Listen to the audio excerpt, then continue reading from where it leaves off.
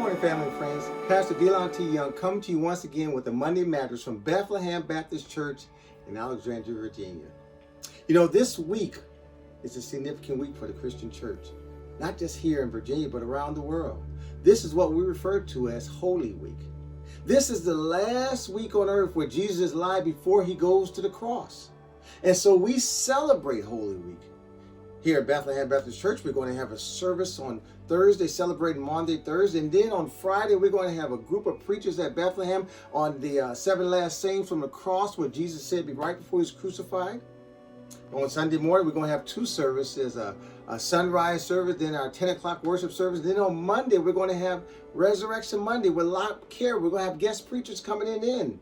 And I'm certainly not trying to do a shameless plug, telling you all the events that we have going on in Bethlehem, but I want to emphasize that because this is Holy Week and we are to have a lot of things going on, we want to make a big deal about this. And although we're celebrating Holy Week, I recognize this is still Monday right now. And you still got to go to work and face all your challenges. You got to go to the doctors. You got to deal with the children. You got bills you got to pay. All these things on Monday. But I want to encourage you, my friends, Sunday morning is coming. Resurrection is coming. You know, when Jesus, he met Martha and her sister Mary, when after the death of their brother Lazarus, he had been dead for 4 days. And when Jesus came to town in Bethany, he saw the sister Martha. She was so depressed, so sad. She says, "Lord, if you had been here, my brother would not have died." And her sister Mary, she was inside the house. And so Martha goes in and brings Mary out and says, "Lord, Master wants to see you." She goes out there. Mary says the exact same thing. "Lord, if you had been here, our brother would not have died." And previously, Jesus had told Martha, she says, "Don't you worry, Martha." She says, "I am the resurrection and the life."